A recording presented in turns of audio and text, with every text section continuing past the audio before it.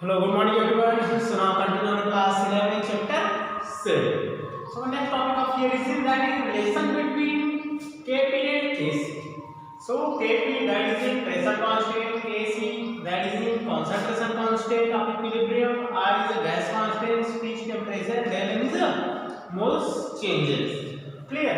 So if you put the value of this, then we can calculate the value of Kp or Kc. Clear. तो इसके basis पर हम Kp या Kc का calculation कर सकते हैं। क्लियर। तो चलिए देखते हैं हम इससे रिलेटेड क्वेश्चन। तो डेट एन मतलब होता है यहाँ पे mole of product minus mole of reactant. Again I repeat, mole of product minus mole of reactant. Clear. So some questions related to this topic. So here we have the questions that the equilibrium reaction to NaCl converted into 2Na plus Cl2. The value of equilibrium constant is Kc. तो Kc का value 3.75 into 10 to the power minus 6 molarity 81096 Kelvin. Calculate the value of Kp. क्या निकालना आपको Kp? तो formula आपको पता है Kp is equal to Kc RT ये हो गया del A RT and the del A. Clear? So first we solve the value of del A. Del A is equal to Np minus Nr. इसको थोड़ा सा focus करेंगे यहाँ पे। Product का देखिए मोल्स कितना है। प्रोडक्ट का कितने हैं? 2 मोल्स है तो 1 मोल कितने हो गए? 3 मोल्स हो गए। ये आ गया 3। रिएक्टेंट का मोल्स कितना है? 2। प्रोडक्ट में जितने भी प्रोडक्ट रहेंगे इसको ऐड कर देंगे। 2 और यहाँ पे 1 तो हो गया 3। ये हो गए 3 मोल्स, यहाँ पे 2 तो 2। तो डेल A का वैल्यू आ जाएगा कितना? 1।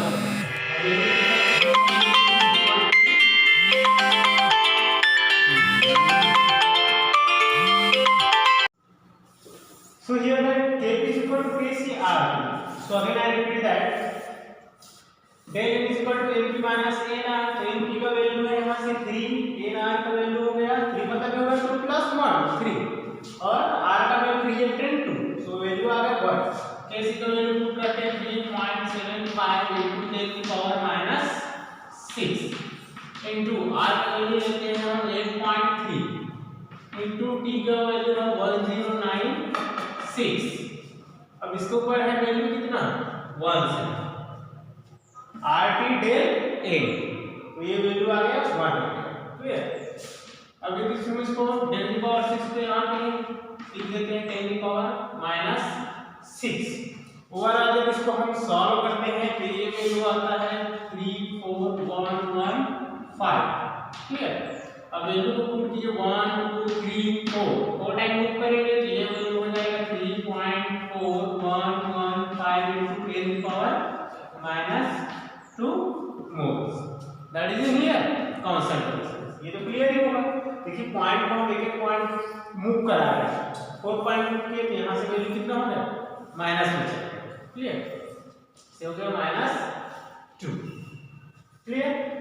That is here value. चलिए नेक्स्ट क्वेश्चन देखते हैं। So here we have to question that PCl5 PCl3 and Cl2 are in equilibrium at 500 Kelvin. Their concentrations are that PCl5 concentration 1.41, PCl3 1.59, Cl2 1.59. Calculate the Kp and Kc if reaction is PCl5 Cl3 plus Cl2.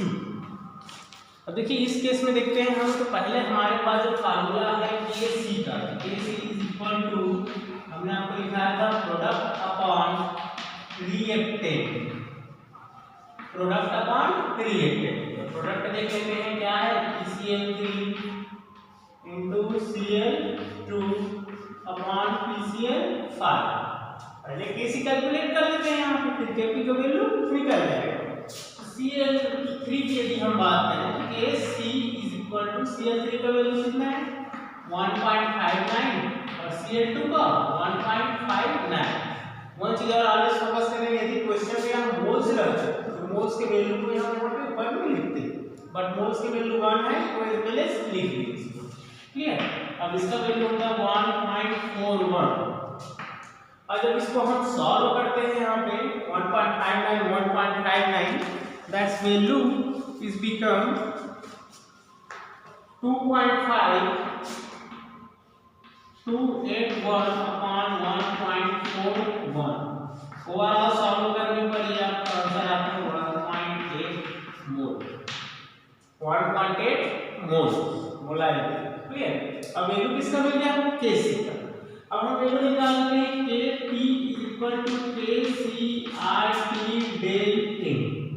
पहले value निकालते हैं del n का। Del n Kp minus KR। Clear. अब product कितना है? 1 और 1, तो ये हो गया 2। रिएक्टेंट कितना है? 1, तो दैट इज 1 वैल्यू पुट कीजिए। Kc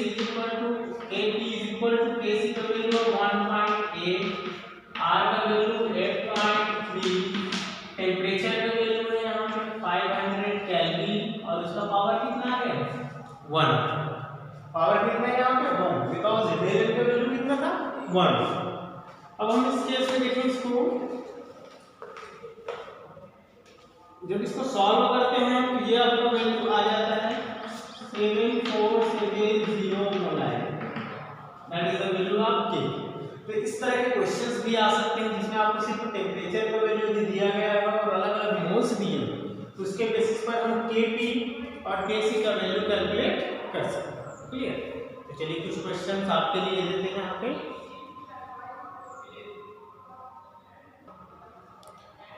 so here you have the homework questions आपको दिया गया है, जिसमें देखिए N2H2 तीनों इक्विलिब्रियम कांस्टेंट पर है 600 केल्विन। कंसंट्रेशन की बात करें तो 1.5 मोलारिटी है, 2 मोलारिटी है और ये 3 है। क्लियर। यहाँ पे रिएक्शंस भी दिया है, तो पहले आप Kc निकालिए। Kc के अकॉर्डिंग आपको Kp निकालना है। Clear. Okay, thank you. So here what is topic is reaction quotient. It is defined as the under concentration and partial pressure of reactant which produce similar equilibrium constant. So ये क्या है? Reaction quotient है जो related होता है किससे? Kc के value से रिलेटेड होता है। ठीक है। मतलब ये डायरेक्शन ऑफ रिएक्शन को शो करता है कि रिएक्शन फॉरवर्ड डायरेक्शन में जाएगा कि बैकवर्ड डायरेक्शन। ठीक है।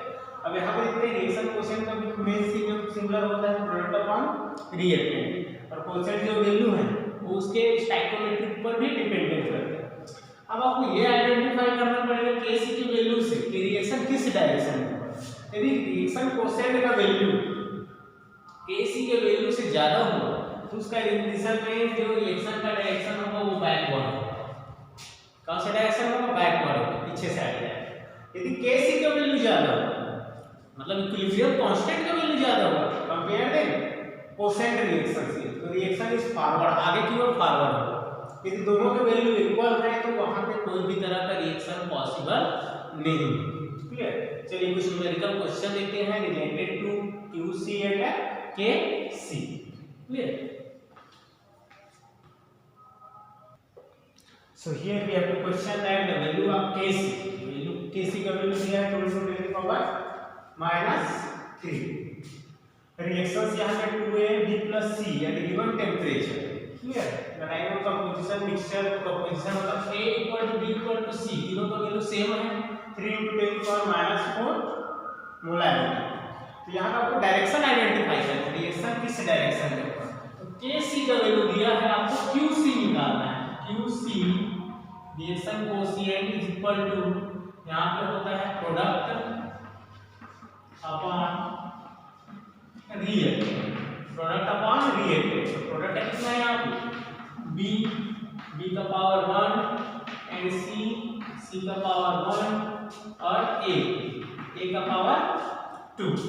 ठीक है। ऑलरेडी Kc का वैल्यू दिया आपको, रिएक्शन कोएफिशिएंट निकालना है। ठीक है। B का वैल्यू पुट करेंगे 3 × 10⁻⁴ इनटू C का वैल्यू 3 × 10⁻⁴ और A का वैल्यू है 3 × 10⁻⁴ 2 है, इसका पावर 2 लिख सकते हैं। यदि 2 नहीं लिखना चाहते तो इसको हम अगेन लिख कर लेते हैं 3 × 10⁻⁴। वही ओके। तो इसको यदि हम कट करते हैं तो वैल्यू अपना ऑब्टेन होगा 1। तो यहां पे देखिए Kc का वैल्यू 0.002 और QC का वैल्यू 1 है। तो आपको यहां पे क्या निकलता है? QC more than Kc। because that's value 1 and that's value 0.002. अब आपको इसको रिएक्शन देखेंगे, so this reaction is यदि QC की वैल्यू KC से ज्यादा हो तो रिएक्शन इज रिवर्स। रिएक्शन क्या होता है? रिवर्स होता है। रिवर्सल मीन से बैकवर्ड डायरेक्शन में। तो इस तरह से हम रिएक्शन कोएफिशिएंट के थ्रू और केसी के वैल्यू के थ्रू रिएक्शन का डायरेक्शंस आइडेंटिफाई कर सकते हैं। क्लियर? चलिए नेक्स्ट देखते हैं। So here we have the next question. The value of KC का वैल्यू दिया है यहां पे 6.6 × 10⁻³ गिवन टेंपरेचर। तो हमको पहले फर्स्ट निकालना है, क्या निकालेंगे यहाँ पे? QC निकालेंगे। सो QC value that product upon reactant, so SO3 power 2 upon reactant SO2 power 2 and O2। तो वैल्यू पुट कर दें यहाँ पे। SO3 का वैल्यू दिया है वहां पे 1.90 पावर 2 एंड SO2 का वैल्यू है यहाँ पे 0.60 पावर 2 इंटू O2 का वैल्यू है 0.82। क्लियर? अब इसको हमें 1.96 को मल्टीप्लाई करते हैं यहाँ पे, तो अपना ये आंसर, इस केस में आंसर आता है अपना 3.61। इसका यदि करते हैं तो ये हो गया 3.6 इंटू 0.82।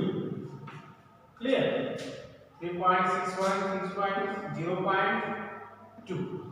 अब इस केस में देखिए, यदि हम इसको मल्टीप्लाई करते हैं 3.61 और इन दोनों को मल्टीप्लाई करते हैं तो अपना जो आंसर ऑब्टेन होता है वो आंसर इस केस में आएगा अपना 29.52।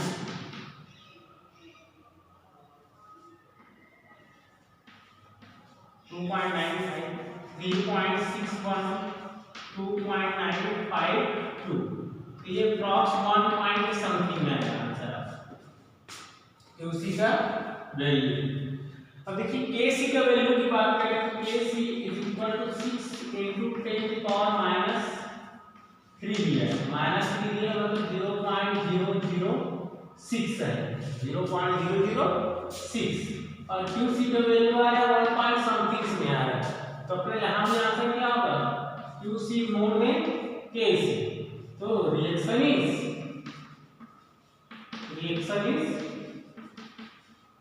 रिवर्स। रिएक्शन क्या होगा? Reverse reaction. क्लियर? तो चलिए आज के लिए इतना ही। जो होमवर्क दिया गया है उसको कंप्लीट करके सेंड कीजिए। Okay, thank you.